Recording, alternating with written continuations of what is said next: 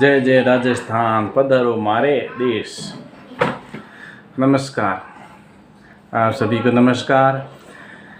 सभी राजस्थान वासियों को, मारवाड़ी, मेवाड़ी, मेवाड़ हाड़ौती और हिंदी भाषी, उधर हरियाणवी, इधर पाकिस्तानी बॉर्डर वाले सभी को नमस्कार। पधारो मारे देश, पधारो मारे देश।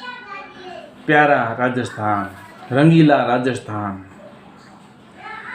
रेगिस्तान, राजपूताना और धरती धोरारी, मीठे मोरारी। कितना सुहाना, कितनी अच्छी कविता, कितने अच्छे गाने।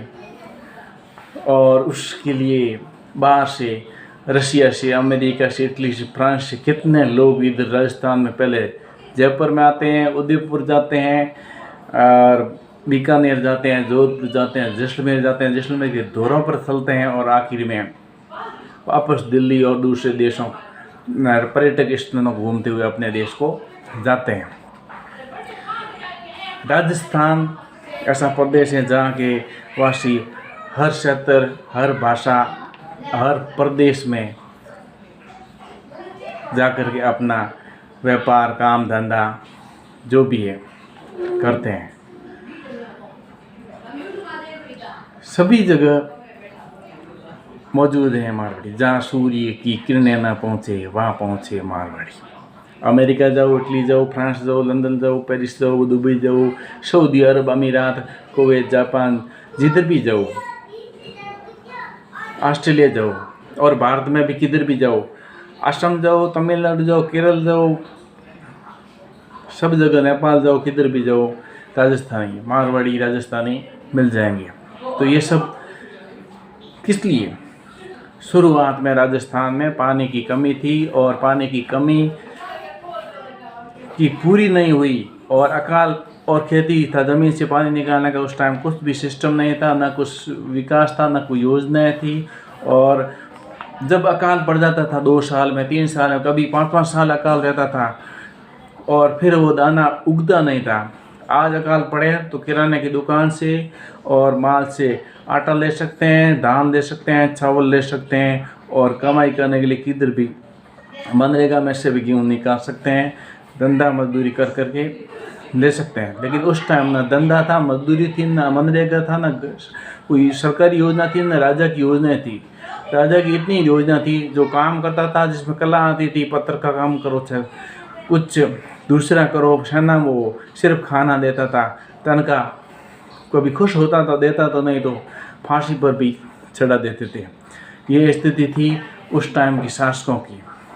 उनकी मर्जी थी, वही कानून बनाते, वही कानून को कट करते और नया कानून वो हालात और परिस्थिति के अनुसार अलग अलग आदमी का अलग अलग कानून था और अपनी समझ के अनुसार उस टाइम चाल भेद, दंड भेद, नीति, ये सब अलग सिस्टम था। उसका वर्णन मैं यहाँ करने के लिए नहीं हूँ। मैं आज वर्णन कर रहा हूँ हमारा प्यारा रंगीला राजस्थान, जिसके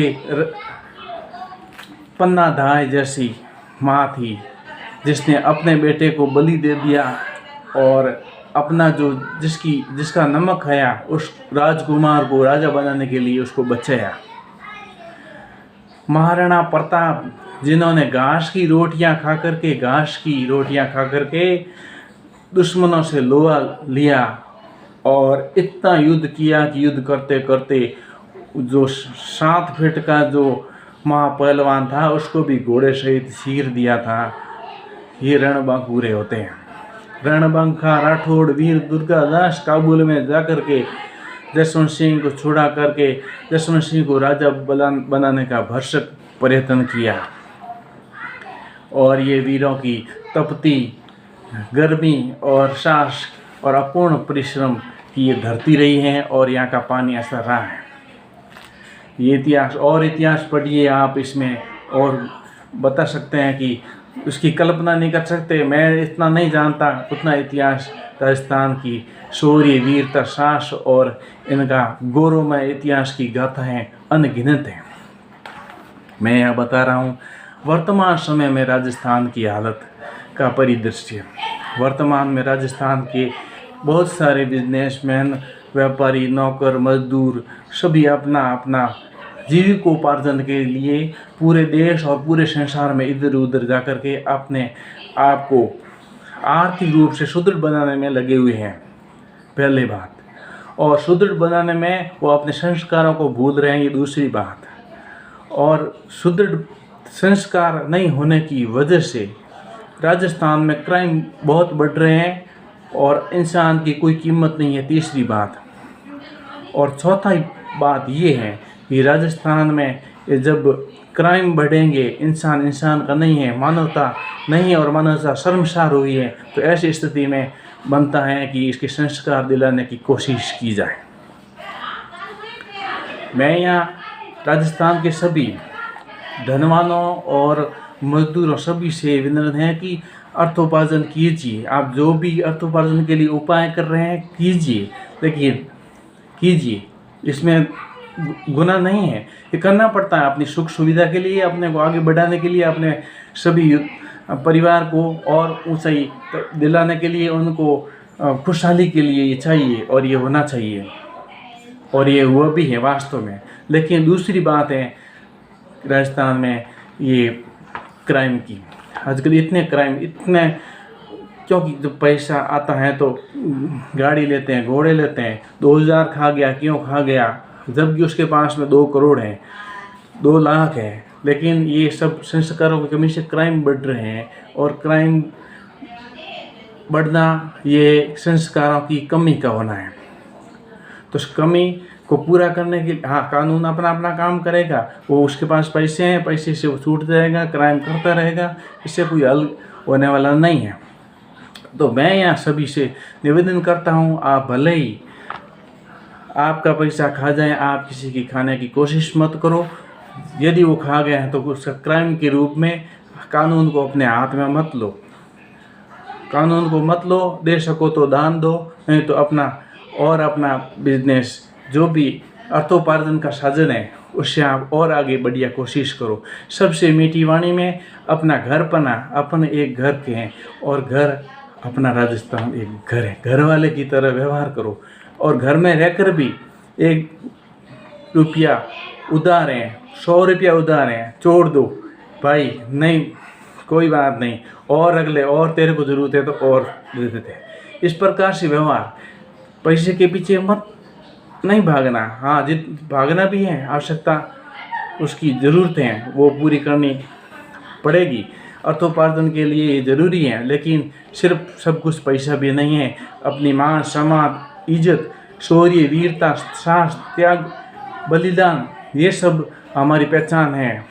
पन्ना धाय ने अपने बेटे को गंवा दिया, लेकिन स्वामी को नहीं गंवाया। अपना स्वामी रंगीला राजस्थान, प्यारा राजस्थान और पधारो हमारे देश, ये जो नारा है, इसको साकार, जब क्राइम होगा तो कौन पधारेगा इधर राजस्थान में?